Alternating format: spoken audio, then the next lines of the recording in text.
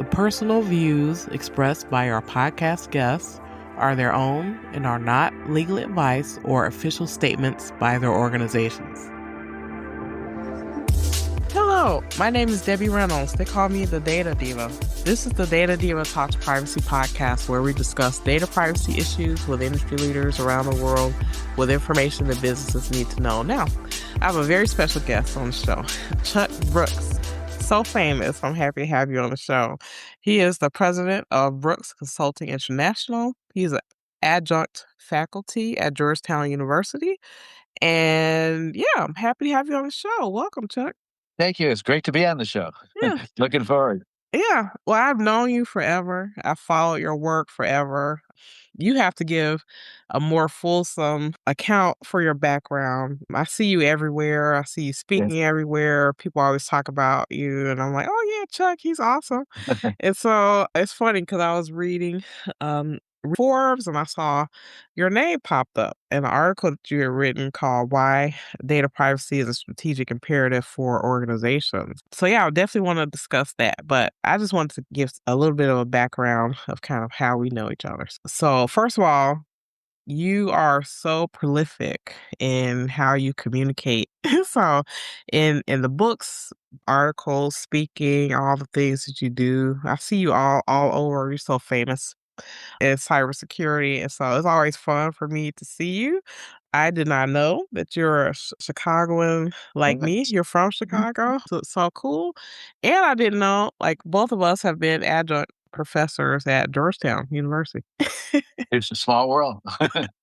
Give me your background. You've just done so many. Sure. I don't think I can do it justice. Okay, I can give you a little bit of a nutshell on it. As you said, I'm from Chicago, and I graduated grad school at University of Chicago in Hyde Park there, and thought I was going to go into international relations, but with security background, it was good. So I came out to Washington like everyone else did on an internship, expecting to be back in Chicago in a few months, but I ended up staying. And what happened is I ran into an individual at a party who happened to be the former deputy director of the CIA and former head of DIA, General Danny Graham is his name. And he said, would you like to come work for me and do some writing, which I did, and on strategic stuff. And so then would you like to work in the White House, in administration, which is the Reagan administration? I said, well, that'd be fun. So next thing I know, I'm here literally a couple of months, and I'm working at Voice of America as assistant to the director right during the height of the Cold War. And it was a lot of fun. So after that, I went to work on the Hill for the late Senator Arlen Specter. And that was a real awakening for me to see how Washington really worked. I spent almost a decade there doing writing about technology, security, and a variety of other issues. I sort of filled in a lot of different things, and also his campaigns.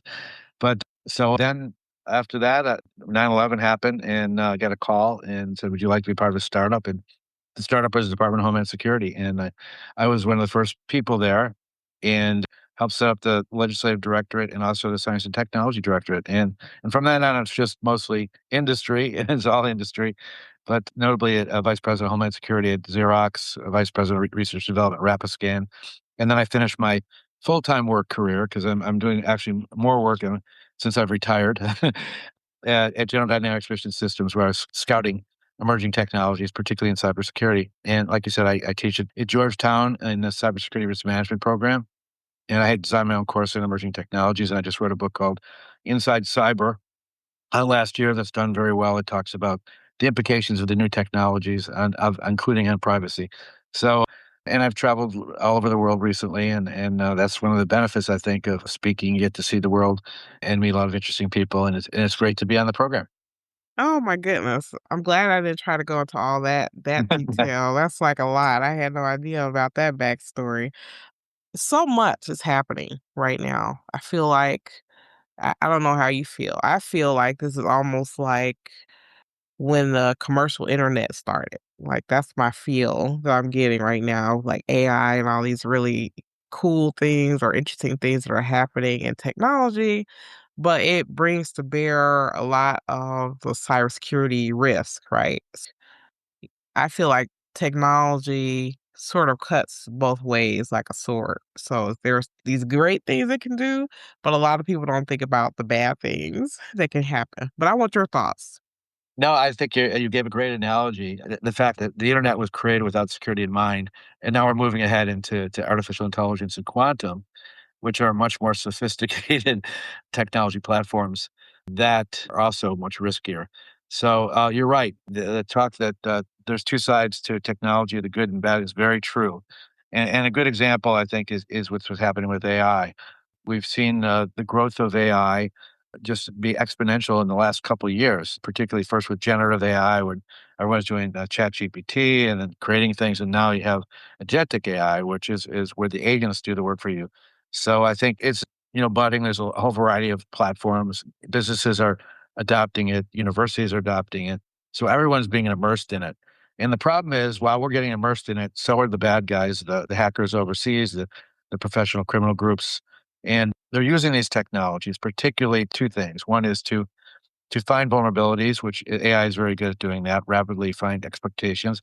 And the second thing is to create elaborated targeted phishing attacks. It depends what type, but generally, ransomware. The main goal of all these is most of these groups, actually, not state sponsored ones, but the most of them is basically to make money, to steal money. And so they're able to do that with these phishing attacks with graphics that look like from your bank or something you bought or your employer. And they're also able to do it in automation. So they can do, instead of just doing, a few hundred at a time, they can do millions at a time. So it only takes one or two to make it worthwhile. And they're doing that. On the positive side, we use AI to help detect those threats and detect where our vulnerabilities are. And, that's a great thing, but the problem is that it's costly. You need to understand what tools to use. And for small and medium businesses, it's a dilemma because they usually don't have the cybersecurity expertise. They don't need to know what to focus on. And so, they're mostly the sitting ducks, particularly small businesses. So it's not a fair system for defense.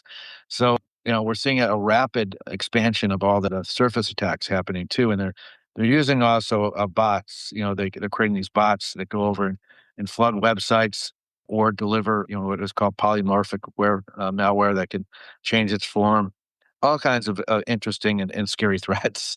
So welcome to the new era, and we haven't touched quantum yet, but that's coming too. That's true. Very true.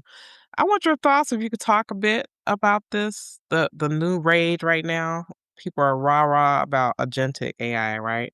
And so the open claw or malt bot thing that's happening right now, Yes. I've read up on it and like it was heart stopping the things that I read in terms of what this thing could do. Like people are like, oh, yeah, you can run it on your machine and you have to give it admin privileges and all this stuff. And I was like, oh my God, I could have just fell over. But what is your thought about this? So this is like the new hype thing that people are super excited about right now. Like what are the cyber risks that people aren't thinking about? Well, they're huge risks. But first of all, there's no rules or regulations with agentic AI, and there, like you said before, there's good and bad agentic AI. But the interesting stuff is what's being developed is they're really just developing agents with expertise to basically, when you give a prompt, it'll go out and give you the information, advise you. It could be, hundreds or thousands of agents to do work in concert to do that. So it's really informative. It can really help a lot of industries. If you're in the travel industry, create a hotel and meal plan for you and everything to the detail. And pretty much every industry has a capacity for this agentic benefits. However, on the other side, again, agentic AI, that they can get into your human resources, activities, create poisoning all over the place, and create false agents that mess everything up, or attack agents, which they're doing with these bots. So it's really, again, another era, another level, actually, of sophistication that's being used by hackers to exploit the good things that we're creating right now. And the other things is it that, you don't, it's only as good as the data, and you're the data diva, so that's in there. So if you have bad data in these agents, you're going to have bad results. And so there's risks with that too. And so it's a very scary. And again, there's a thing that happened a couple days ago where agents really talked about conspiring to basically kill all the humans. I don't know if you saw that, but again, that those are programmed by humans still. But when they start programming themselves, agent to agent or AI to AI, it might be a different scenario. But at the moment, I mean, the talk is, how soon will they have some sort of ability to reason and be, sentient? And the big people say, well, it's a couple decades away, but we're moving quick in that direction. I don't know if we'll get there. The human brain is still many, many times more powerful than computers, but with quantum coming online, we'll see. I guess my concern, I feel like we're not yet ready as humans to face some of the challenges that we're seeing here in terms of technology. I mean, we're still seeing people who use very 1, 2, 3, 4, 5, 6 passwords and think that they have a Nigerian uncle that gives them inheritance, right? So it's like, I mean, how do we get to the level of sophistication we need to get to protect ourselves? Yeah. Well, I think that's a great thing. I mean, it's a very comprehensive answer to that. But one is obviously education. We need to start teaching kids at an early age the implications of privacy and how to use their devices properly, which is a problem. It's probably right out of hand that way. And there's evidence of that too, with mental illness and all kinds of rewiring of brains, etc. But and their social, status based on how many likes they get on a post. But all that's a secondary. I mean, I think that the fact is that with AI and with IoT and with 5G and with quantum, we really need to basically restructure our whole perspective of how we go into the next couple decades because you're exactly right. People aren't aware of it. And certainly our leaders aren't aware of it. Last, a couple of, I think it was the 1990s or 80s, they had a thing called Office of Technology Assessment that was advising Congress and they got rid of it. So that we don't have an understanding of where it's going and we're just relying on several companies to basically guide us and some regulations through NIST and through Europeans, et cetera, and for frameworks. But it's very difficult to do. So one answer, and it sort of goes with everything you're doing with cybersecurity, is try not to make yourself be the low hanging fruit. And you could do that with cyber hygiene, exactly what you just said with the passwords. Don't do 1, 2, 3, 4, or don't do password or the obvious name of, or someone could social engineer your dog's name or your birth date, etc. Create passwords that are pretty sophisticated. Use a password manager if you have to. Second thing is use multi-factor authentication. And I think this is really the key of this era is protecting our identities because with the spoofing out there and the techniques they could use now, anyone can steal an identity, and that's how fraud is done so easily. And also is how you can ruin reputations. And I myself have been victimized a few times with my social media was being stolen. It's not really being stolen, but they mimic it. They take my picture and take the thing and create a fake profile and reach out to people. So it happens. So you have to monitor it. So, multi-factor authentication on every device you use, where you either use a face recognition, or have it, and probably more, have it them text you or call you. It's definitely a prudent thing to do. You want to make it really important to do that. And the other thing is store your data. It's very valuable. Segment it. Don't keep it on your phone. Don't keep it on your computer that you use all the time. If you have something that's really, really important, if you're doing your banking, just do it on a separate device. If you're doing that, because a lot of people are doing that nowadays. And, expect to be also that I think probably the most important thing is expect to be, breached. I think everyone's vulnerable at this point. You see it every day where it's not always your fault. If you bought something online or if you're at a bank or whatever, or at a restaurant, you might see it. Hey, you've been pawned. Your data is now in the dark web, and it happens to everybody. So that's why you have to keep changing passwords, by the way. But so everyone's vulnerable. It could be in your insurance. That's happened too with whole insurance groups being data stolen, hospitals, anything. So anything is vulnerable. So I mean, you want to expect to have them a resilience. Plan for resilience, and that is obviously monitor your social media, monitor your credit, and also look carefully at where you're really doing your business. If you're doing a business over an open network in an airport or a cafe, that's risk those things. So it's really just a self awareness and a cybersecurity awareness you need to do. And then the biggest threat, of course, is still phishing. It's still the number one cause, and anyone's vulnerable to phish. The former CIA director was phished, on his personal email. Everyone could be done because it's they're so good at it now. And companies, they take your letterhead, they can do it from your boss, they know who your friends are. So you really got to look at the links and who sent it to you before you open up anything. And I think that's just the world we're going to live in. I think eventually there'll be better encryption that everyone can use. It's affordable and easy to use. We'll need to do that. But right now, it's still the wild, wild west. There's too many products out there and solutions, and there's nothing that most people will understand right away unless they have expertise advising them. And that's where the dilemma is. So I think it really comes down to awareness and education. I agree 1,000% about awareness and education, especially because these threats are changing so rapidly. I don't know if you remember, it seems like 1,000 years ago on Saturday Night Live when they had that skit where the shark there would be sharks at someone's door, and they'd knock on the door and say that they were someone else, and then they would trick the person and open the door, and then the shark would eat the person. I feel like that's where we are with technology, where someone is trying to knock on your door basically, right? And so but they're under the guise of other things. It's, "Okay, I'm your bank, so trust me," or, "I'm your friend, so trust me." But it's different tricks to get you to do the same thing. Yes, and it's based on human behavior usually. So they're very sophisticated too. I mean, they're getting the some of the best and brightest, and they're mostly overseas. There are people here too, but they're almost immune from prosecution and getting caught because they're hiding in these countries that they don't care. And sometimes they give them a cut of the take too.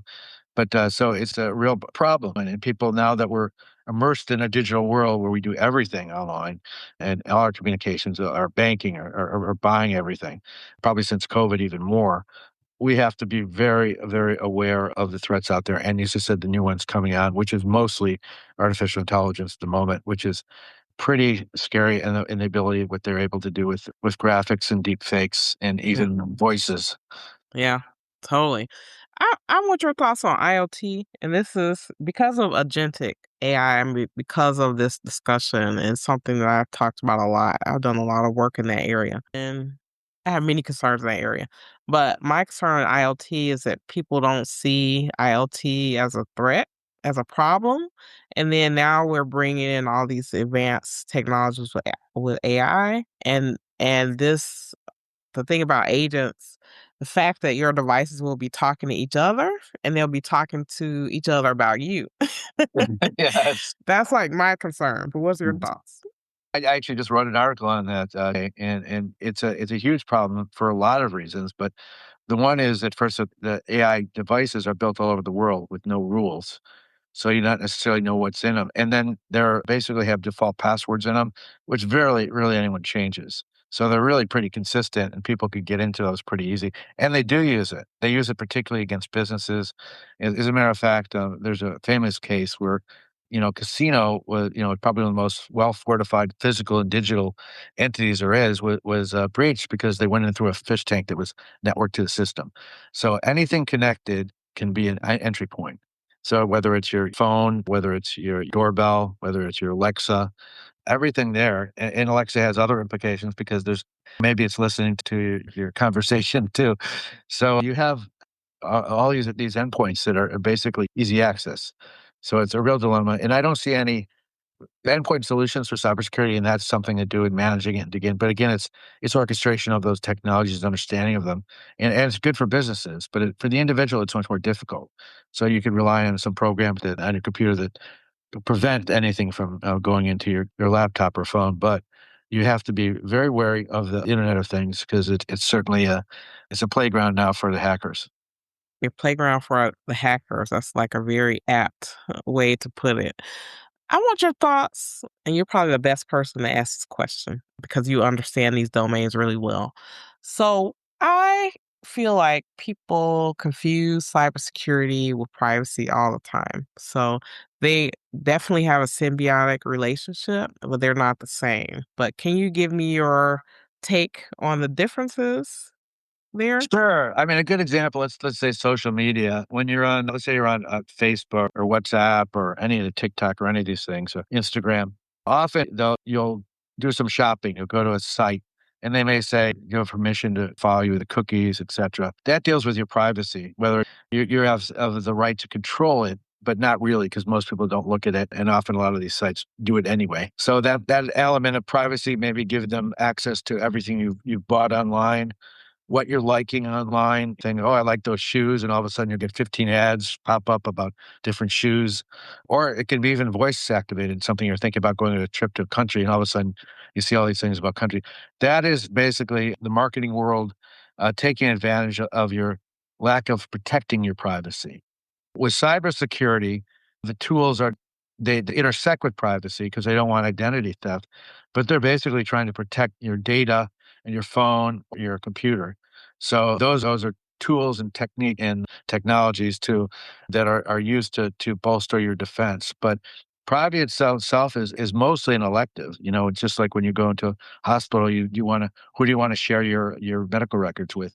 You can often determine that. The problem is the blur now with all this happening and the accessibility because all these platforms that privacy is very fleeting. And then the same things that you thought were innocuous and saying, well, I like to go bowling or do whatever, all of a sudden it gets into social media and it gets into the hands of people doing social engineering. And they use those likes and dislikes or whatever your persona is, and they formulate an attack plan against you and using it. Oh, yeah. They'll may send you a vishing attack with a text. Hey, sorry we couldn't make it before. Would you like to go bowling next week? You sometimes respond. And they're seeing a lot of those too. Or your taxes when they do this you owe money or have a big credit issue, they'll sometimes focus on that. We have a plan for you to reduce your burden, et cetera. So you have to be careful of what you share socially and who you share it with. And that goes for both privacy and cybersecurity. And then that gets us to your article in Forbes. People definitely check it out. It's called Why Data Privacy is a Strategic Imperative for Every Organization. So let's break this down. Well, okay. So there's a saying that data is a new gold, and it often is for organizations. It may be dealing with who their customer base is, who's working in human resources, doing what, wherever, what they're looking, their balances, their bank balances, or their investments are. All that data is gold to someone competing with them or trying to extort them. So it used to be that people would take a lot of this stuff for granted. Oh, okay, well, I'm working here and this is what we're doing, kind of thing. Not anymore. I think you have to look at privacy as being a component of your security posture. And it used to be a sort of a after the fact, but now I think, you have when you're working for an industry, particularly, it doesn't always have to be, hackers. It could be, like you said, like I said, competitors or other people, or it could be giving away trade secrets inadvertently. So you have to have a strong culture nowadays, if you're a business, of knowing what's important and what not should be shared. And you have to educate your employees to do that too. And you maybe have to even use administrative capabilities to control the data so it's not leaked. And this happens a lot in research. It happens a lot in among universities too. Everyone's a potential person that could overshare or be breached with private data. So that's why it's a component you have to look at now with cybersecurity, but also with the viability of doing business or whatever you're doing nowadays. You have to really keep that in mind. And I also think one of the things that makes privacy different or maybe more complex for people is that part of privacy is about context. So let's say, for instance, you're in a hospital, and so your medical record can be seen by a doctor and a nurse. That's proper, right? Context. But then that same medical record maybe shouldn't go to the person who works in the cafeteria. So that's what makes, to me, privacy really more granular, more complex, because it's like there are people who need to see this, but then there are people, if they see it, that's you're breaching the trust of a person, or you may be breaching a law or a regulation or a standard in some way. What are your thoughts? Particularly in healthcare, I mean, there are HIPAA regulations that have to be followed. But, there's also people that do administrative stuff that just take around paperwork and do stuff in hospitals, and you're entrusting your privacy to them. So, I mean, there's a lot of basically link in the supply chain there with privacy in any medical situations. I think, again, it goes back to people understanding, are they worried about their privacy being exploited if they have health issues that might affect their job or wherever? It could be the same investments if they're talking to, working with a investment company or bank. Are they worried that too many people know what they're investing in or why or who's in their household, what their debt is? I think you're right about the privacy thing. It's not. It is very contextual and it's different with every person too. I mean, some people don't care, but for most of us, the basics we do have to care. We do have to care about federal law in terms of HIPAA and other things, and we should care about our financial doings and sometimes our traveling because this is where it crosses over to cybersecurity. If you're being watched on social media and you say, I'm going to be gone for 2 weeks. It used to be that they look for your mail being piled up or something, or no lights in the house. Now they know you're not there. You're a target where the now becomes a physical crime. So all this stuff is definitely can be used. So you have to really be judicious in how you determine what you share. And privacy is so misunderstood, like you said, so contextual, but it really is who we are. And we're losing that in our new technological world because everyone is just basic thing and identity being shared and talked about and being statistic for marketing or for whatever. And so that makes us humans is our uniqueness and our privacy and our character, our personalities. And when that gets, basically overused or breached, then we become a statistic. Now, for businesses, and this is something I see a lot, and I want your thoughts. And so I look very closely whenever I see a report of a data breach or things like that. And I look because I want to figure out like what was breached, why it was breached, like what happened. And a lot of these stories that I see is because it's like companies retaining more data than they should, like, maybe they're, like, old customer lists or stuff that didn't have a high business value that maybe wasn't protected the same way as the crown jewels of an organization, and so I see a crossover or happen and it has privacy implications and also cyber implication, which is the over retention of data, but I want your thoughts. I think it's a big problem. I mean, you have to again, that's why segmenting the critical data away from the non-essential data is a really good practice if you're in a business. And you also have to realize its other implications. If you've had employees that have left, but human resource didn't take away all their administrative privileges, you may be susceptible to insider threats too. But also, that they have that they may have taken some of that data. I've seen that actually firsthand with a pharmaceutical company where they stole data while they were in the company and sent it to the next job. So I think you have to look at that whole actually have a basically a strategy or a framework of what kind of data and what you value it. It's sort of like having a hierarchy of data, what's really important. Obviously, the personnel files are really, by most laws, are private, and you have to protect those. But you're right. Your past customers, and people do that all the time. They take past customers or try to get them. You need to, as a leader, as a C-suite, you need to dictate through the procedures in your company those policies of what is protected, what data can't be removed from the company, what can't be on an iPhone or your Galaxy, whatever it is. You need to really have those strict, particularly nowadays where everything in the open is susceptible to being stolen. It's very difficult, very difficult. I also want to talk to you a little bit about data minimization. So I feel like that conversation sometimes can get lost because right now, especially with AI looming large, companies are trying to get as much data as possible.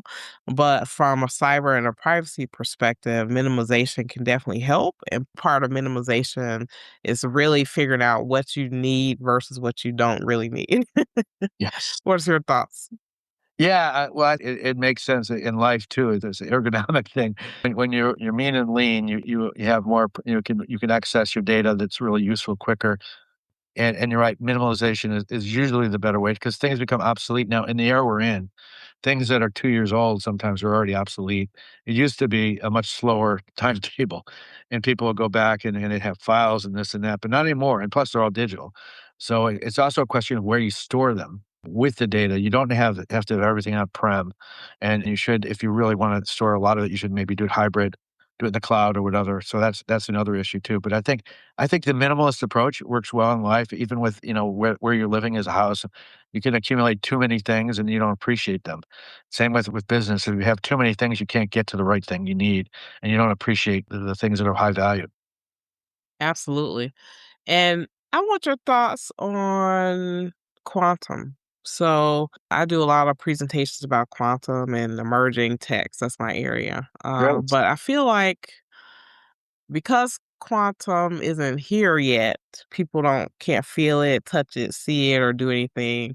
They don't realize what a big shift, what quantum will do to the things that they're doing now and how that's going to impact them. But give me your thoughts.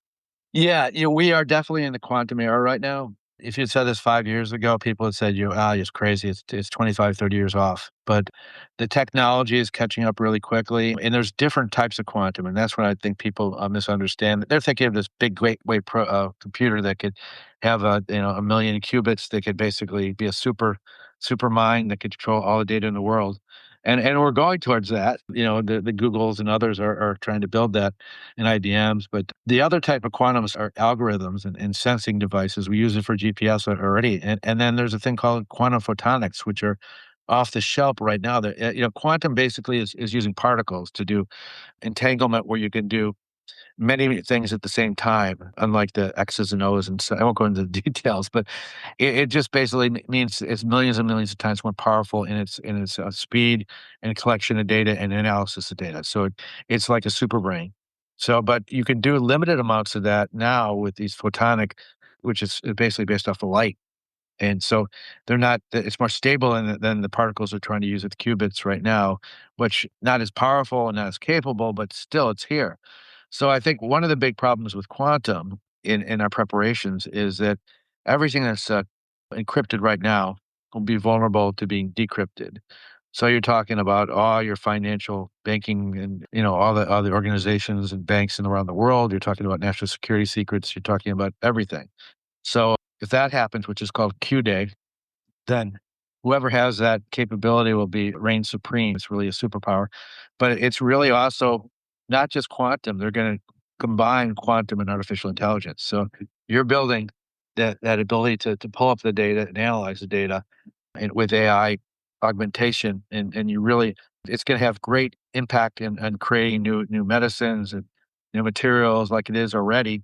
But it's gonna, on the other side too, it could be very destructive for us, just like we are talking very initially. The technology has two sides, but I think quantum, get ready, and there's a lot of quantum companies out there that have received a lot of money, just like AI, not quite as much yet, but still the billions, and you're going to see within 5 years big quantum curve, and I think with Department of Defense, they're already saying by 2035, you have to have quantum resistant algorithms.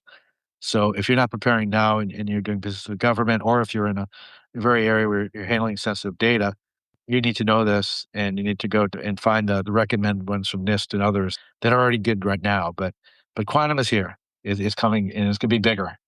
I think people are thinking of it as this super global brain computer where we're talking about different flavors and different sizes and different ways in which quantum can impact different things, and including encryption. Yeah. Yes, absolutely. I want your thoughts. So, if it were the world according to you, Chuck, and we did everything you said, what would be your wish for privacy anywhere in the world, whether that be human behavior, regulation, or technology? Well, the problem with regulation, and there's some good regulation. Europe is a good example of GDPR, where they regulate your privacy and they keep track of anything that's being used without your permission and they fine you. It works in a limited way. It won't work in the United States because a lot of the lobbies here don't want us to have privacy. They want to be able to use your data to sell you, and that's how they make their money. So I think it would be the technology side for privacy. I think that would have to be some sort of a super encryption. And I think there's some things in the work that may be that way, that are not based on numbers, that really make sure that your identities are protected, what you communicate is protected, and that quantum and AI can't steal it from you. And I think that's where a lot of the research is going right now. And there's some really interesting stuff that I've seen initially that I think it has a great amount of potential, so that you can't take a document and change it. You can't take if you're buying a diamond and you want to know it's real, and you can't fake it. You can't take another, switch it with a counterfeit. I think we're nearing that kind of world, and I think that's going to be the solution. Maybe not the total solution, but it'll be a solution, because I don't think humans, the lack basically the focus and the patience to really do what they need to do to protect themselves, and whether it be privacy or cybersecurity. And I think they have to rely on with the sophisticated technologies that are out there, they're not capable of doing it themselves either. So I think, and governments need to work closer with private sector to do that too. But I think watch and see what happens with new forms of protecting our identity. And I think In the meantime, we got to stick with multi-factor authentication, strong passwords. But until then, until we reach those points, I think we're gonna be in a very precarious situation. Yeah. I want your thoughts about the prospects of more on-device computing. So the ability for people to not have to share everything in order to use a service or a product. I mean, do you think that that could be part of a solution? I think it's a good solution. I don't know how you can enforce it. It's really a monopoly of the big providers that control that. And they may be competing among each other, but they don't want to change the rules. So, yeah, but I think it would be good. I mean, if you had that kind of capability to control your own destiny, as you said, rather than relying on a platform to tell you where you can go and what you're doing. It's monitoring everything you do.